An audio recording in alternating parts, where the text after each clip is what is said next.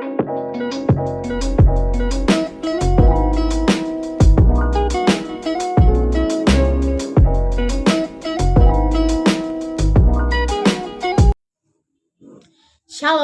perkenalkan nama saya Febrianti Sagala dengan NIM 2001010221. Di sini saya grup E semester 6 Prodi Pendidikan Agama Kristen.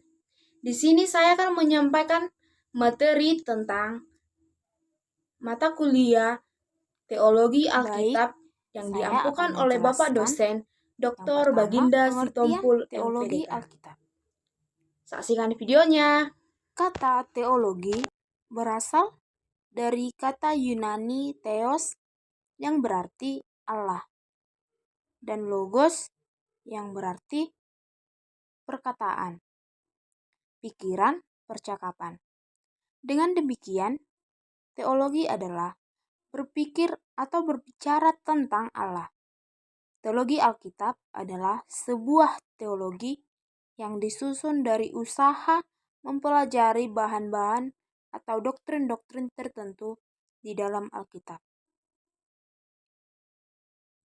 Teologi Alkitab memiliki fokus yang lebih tajam, sehingga secara sistematis hal ini dapat menguraikan perkembangan secara historis tentang pernyataan dari Allah di dalam Alkitab. Teologi Alkitab juga memusatkan pada bidang sejarah, di mana kenyataan Allah muncul.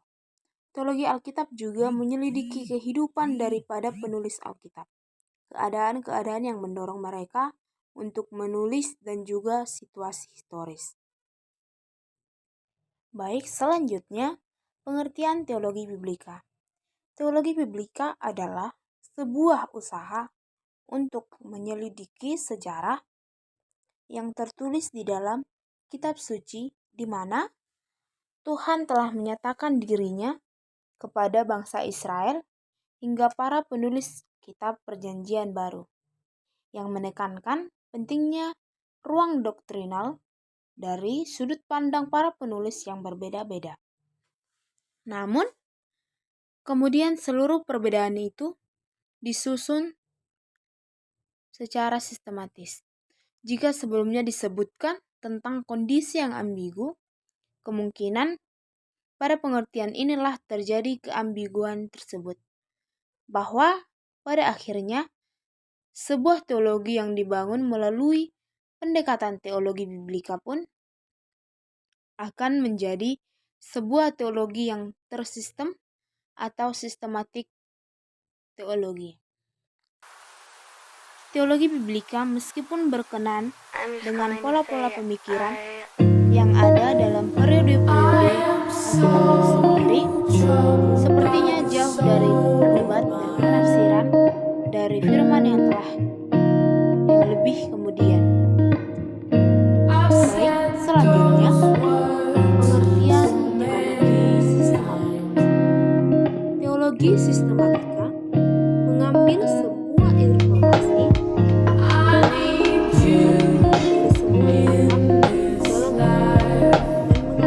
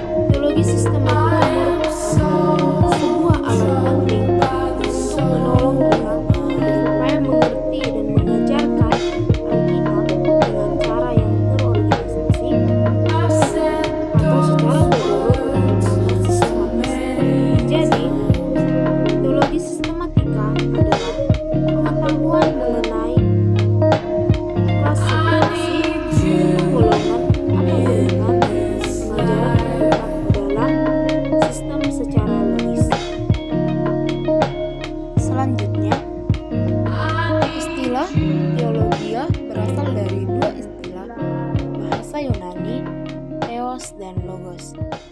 Theos berarti Allah, dan logos berarti perkataan, firman, wacana, ilmu. Secara singkat, teologi berarti pembicaraan secara rasional tentang Allah dan pekerjaannya. Dalam menafsirkan atau mengartikannya, teks Alkitab tidak bolehlah sembarangan, harus melalui beberapa metode-metode yang harus memiliki sumber-sumber yang pasti.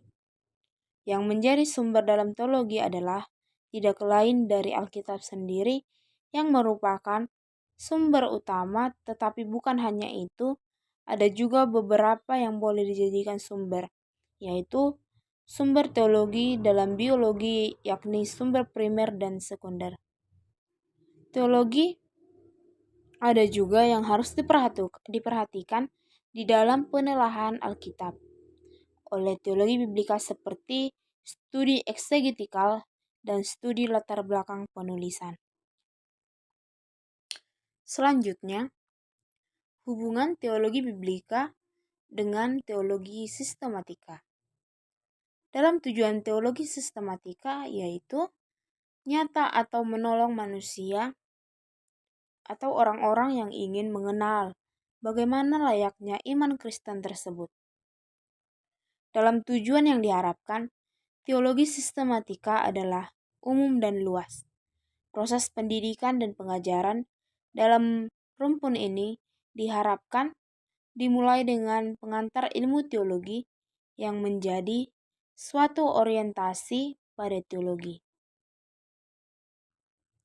Selanjutnya, hubungan teologi biblika dengan teologi sistematika. Ada 3.